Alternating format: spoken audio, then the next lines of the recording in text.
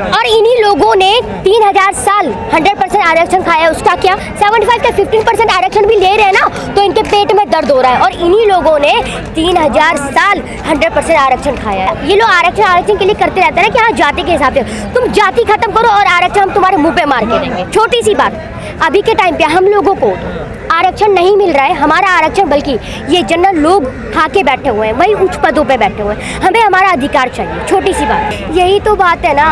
देखिए, एक सच्चा अम्बेडकरवादी वही होता है जो बाबा साहेब जी की 22 प्रतिज्ञाओं का पालन, जब तक बाबा साहेब जी की उन 22 प्रतिज्ञाओं का पालन नहीं करेंगे तब तक एक व्यक्ति कभी असली अम्बेडकरवादी हो ही नहीं सकता। यहाँ पर हमारे लोग कितनी बड़ी तादाद में यहाँ पर इकट्ठे हुए हैं, इससे हमें पता चलता है कि हाँ हम लोगों में भी एकता है। हाँ, हम चाहते हैं कि बाबा साहेब जी के मिशन को हम साकार कर सके। इससे हमें ये पता चलता है तैयार है दलित समाज, बिल्कुल तैयार है, और अभी हमें और जुट होना है ताकि कोई और हमारा फायदा ना उठा सके। बिल्कुल हम तैयार हैं, अंजाम तक पहुंचाने के लिए तैयार है। अंजाम में पहुंचाने के लिए हम पूरा प्रयास कर रहे हैं और हमें लगता है कि हम सफल जरूर होंगे, क्योंकि जिस तरीके से हम देख रहे हैं कि हमारे चंद्रशेखर भाई जी जो कि मेहनत कर रहे हैं और उनका साथ देने के लिए हम सभी और मेरे इतने सारे भाई लोग, बहनें, माता पिता यहाँ पर जो पहुँच रहे हैं, उससे हमें पता चल रहा है कि हाँ हम बाबा साहेब जी के मिशन को साकार कर सकते हैं। क्या लगता है चंद्रशेखर भाई जो हैं, क्या आप समाज को एकजुट लेके चल सकते हैं पूरे देश भर में? देखिए, आप देख सकते हैं कि जब हमारे चंद्रशेखर भाई जी इस फील्ड में थे ही नहीं, तब ये समाज ऐसा बिखरा हुआ था। और जब से हमारे चंद्रशेखर भाई जी इस फील्ड में आए हैं, तब से हमारा समाज कितना एक हो गया है वो आप खुद देख सकते हैं। जब से भैया जी के वजह से ही आज मैं जो इस फील्ड में हूँ, अपने भाइयों के लिए आवाज़ उठा रही हूँ, हमारे अधिकार के लिए आवाज़ उठा रही हूँ, हमारे अधिकारों के लिए आवाज़ उठा रही हूँ, वो भैया जी की वजह से ही। जो आरक्षण विरोधी लोग हैं आज क्या सोच रहे होंगे? आज वो सोच रहे होंगे भाई किनसे पंगा ले लिया है हमने, वो भी सोच रहे होंगे कि हमने किनसे पंगा ले लिया है। हम लोग चाह रहे हैं कि इनको बटोरें, लेकिन ये बटोरने का नाम नहीं ले रहे हैं, बल्कि और इकट्ठे हो रहे हैं। ये लोग ये सोच रहे हैं। ये जो आरक्षण को लेकर फैसला आया है, इसमें भी तो दलित समाज दो जगह है ना, कुछ समर्थन में भी है, कुछ विरोध। देखिए, जो हमारे खिलाफ है ना, जो उनको लग रहा है कि हाँ ये आरक्षण सही है, तो उन लोगों को इसका मतलब समझ में नहीं आ रहा है। जब तक उन लोगों को इसका मतलब समझ में नहीं आएगा, तब तक वो इसके साथ देंगे और हमारे खिलाफ रहेंगे। तो क्या जो लोग समर्थन कर रहे हैं वो समझ नहीं पा रहे हैं? नहीं समझ पा रहे हैं, ये बस सुनने में अच्छा लग रहा है, वो लोग नहीं समझ पा रहे। जब तक वो समझेंगे नहीं, तब तक ये हम लोगों के खिलाफ ही रहेंगे। पर देखिए, चंद्रशेखर आजाद के खिलाफ भी लोग खड़े हो गए हैं, आप भी थी, वो गाजियाबाद पर काले झंडे दिखाए गए, देखिए वहाँ पर।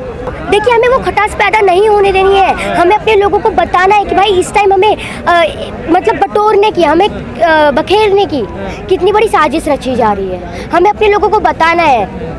ये जो बांटा जा रहा है, ये इसके पीछे कोई षड्यंत्र है क्या? षड्यंत्र ये तो है। बाबा साहेब जी कहते थे ना कि हाँ संगठित रहो, ये लोग हमें संगठित होने से रोक रहे हैं। हमें संगठित होना होगा, हमें शिक्षित होना होगा, हमें संघर्ष करना होगा।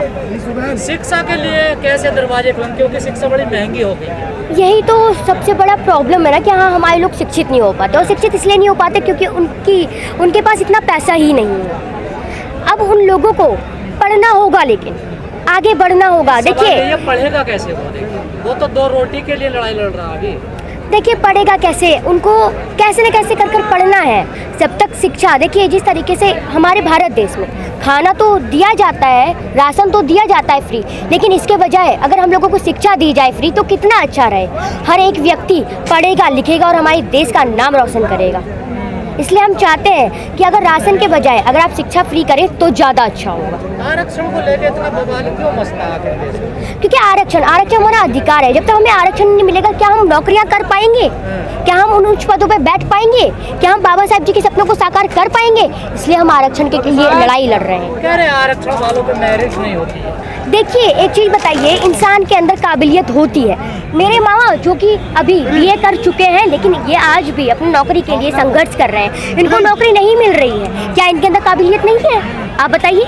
यहाँ पर ऐसे बहुत लोग हैं जो पढ़े लिखे हैं, शिक्षित हैं, लेकिन उनके पास नौकरी नहीं। आरोप तो ऐसा लगता है ना आपसे, जो आरक्षण का विरोध करते हैं यही कहते हैं ना कि आरक्षण जो है वो देश की प्रगति में रुकावट है। और इन्हीं लोगों ने 3000 साल 100% आरक्षण खाया, उसका क्या?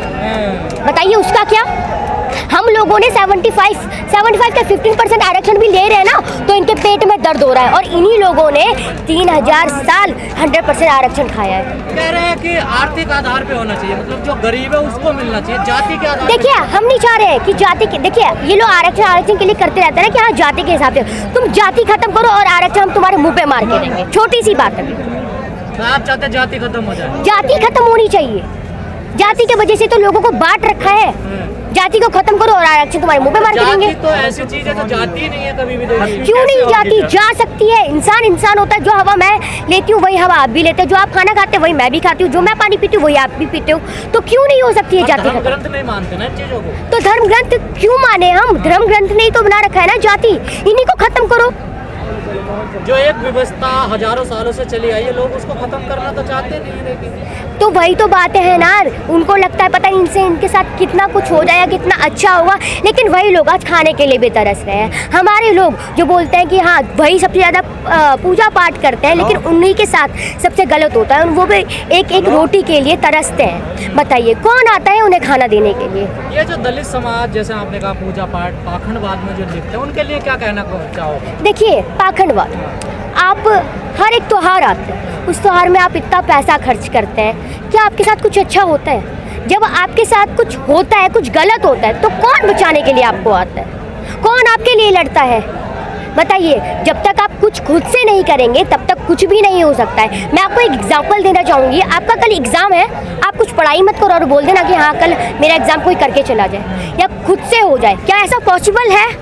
बताइए, ऐसा पॉसिबल है? नहीं है ना, तो कैसे मान लें बताइए?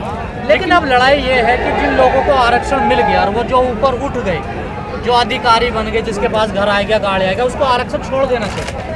अभी के टाइम पे हम लोगों को आरक्षण नहीं मिल रहा है, हमारा आरक्षण बल्कि ये जनरल लोग खा के बैठे हुए हैं, वही उच्च पदों पे बैठे हुए हैं। हमें हमारा अधिकार चाहिए, छोटी सी बात।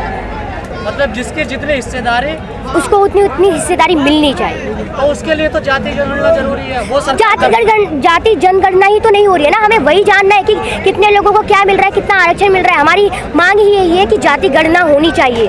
वो कह रहे हैं जाति जनगणना अगर होगी तो इससे जातिवाद बढ़ेगा। किसने कहा? सरकार के लोग कह रहे हैं। ऐसा कुछ भी नहीं है, आप करिए ना, आप करिए, क्यों नहीं कर रहे हैं आप जाति जनगणना? वो कहते हैं कि हम कास्टलेस सोसाइटी बनाना चाहते हैं। और अभी जो ये SC/ST का आरक्षण का वर्गीकरण किया जा रहा है, फिर उसका क्या? उसमें भी तो कास्ट तो आ रही है ना, कास्ट के हिसाब से तो आरक्षण दिया जा रहा है ना। बताइए, आप कास्ट को अगर खत्म करना चाहते हो तो सबको इक्वल आरक्षण दीजिए आप। नहीं, ये कौन लोग हैं जो कहते हैं कि हमें पता ही नहीं देश में जाति भी है क्या?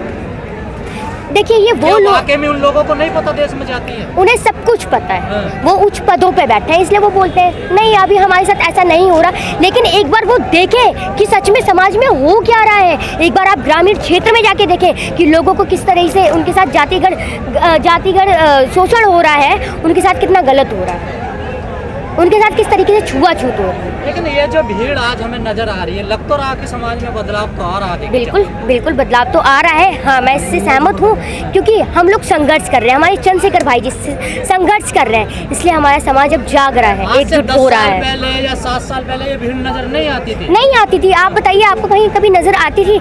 नहीं आती थी। इस टाइम हम देख रहे हैं कि हाँ हमारे लोग चाहते हैं कि बाबा साहेब जी का नाम हर घर में हो, हमारा संविधान भारत देश में पूरा लागू हो और हर घर घर तक संविधान पहुंचे। दुर्भाग्य भी तो है नहीं, लोग बाबा साहब का नाम भी लेते हैं और चुपके से मंदिर भी चले जाते हैं। यही तो बात है ना।